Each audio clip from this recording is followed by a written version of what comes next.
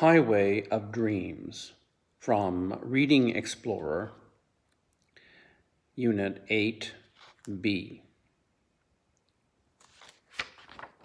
Looking on page 129, you will see a road. This road is part of the 2,600-kilometer Transoceanic Highway. The highway stretches from the Pacific Ocean in Peru and connects with Brazil's already existing highways, which extend to the Atlantic Ocean. Now let's begin Highway of Dreams on page 130. A new road that connects the Pacific with the Atlantic could bring riches and environmental ruin. Mary Luz Guerra remembers a trip she took in 2003 from the city of Cusco, high in the Peruvian Andes, to her home in Puerto Maldonado, a city in the Amazon rainforest. By plane, this 320-kilometer journey would have taken only 37 minutes. But Mary had traveled by truck along narrow mountain roads, across rushing rivers, and through dense jungle. It took her 3 days to reach home. During the long trip, she remembers thinking, "I can't wait till they build that highway." Almost 10 years after that long journey, Mary's wish came true. Bridging a continent. In early 2012, the Transoceanic Highway opened to public vehicles for the first time. A dream of Peru's political leaders since the 1950s, work on the vast network of roads and bridges began in 2006 and was completed in 2011. Today, the East-West Passageway spans 2,600 kilometers. From Peru's Pacific Ocean coastline, it continues across the Andes Mountains and through a large part of Peru's Amazon rainforest. It then travels into Brazil, where it connects with a network of existing highways to the Atlantic. The Transoceanic Highway has been celebrated as one of South America's greatest engineering feats, and supporters say it will greatly improve people's lives.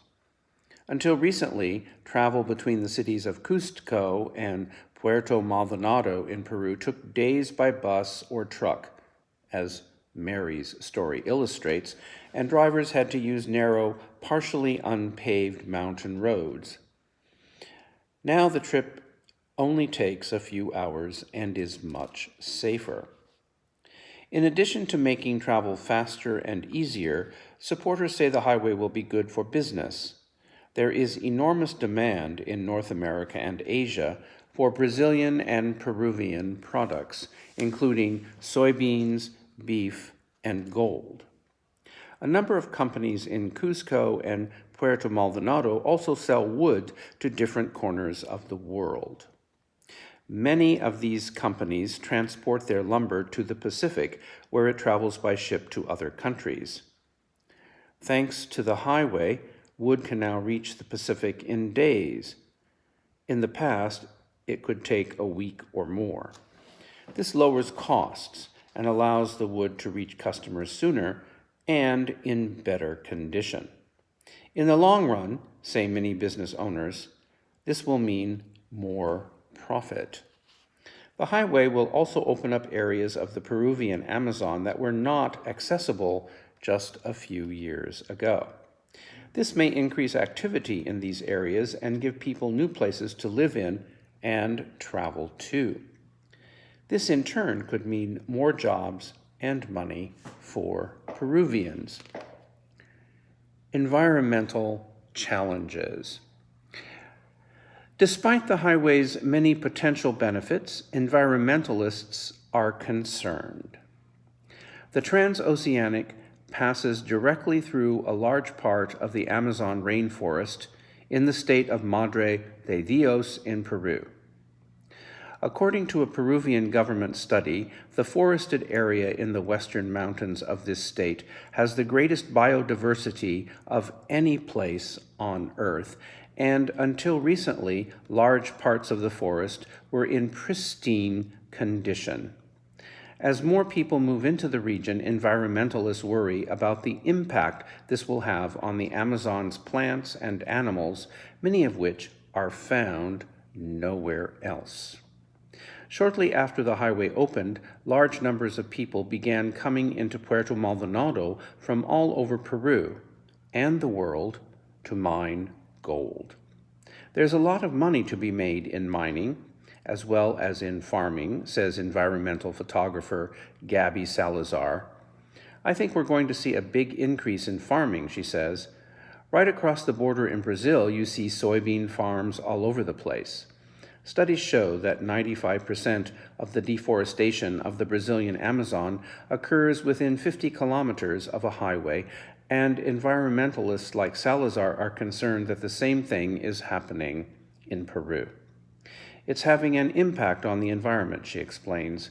It's having an impact on the people as well. Faced with these risks, many Peruvians talk about the importance of being practical. In rural Peru, a lot of people are living in poverty, so it's very difficult to say don't build the highway, explains Roger Mustalish, president of the Amazon Center for Environmental Education and Research. But every time you see a road like this going through, you soon see major changes.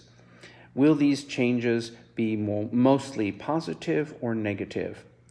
Many Peruvians are hopeful, but only time will tell.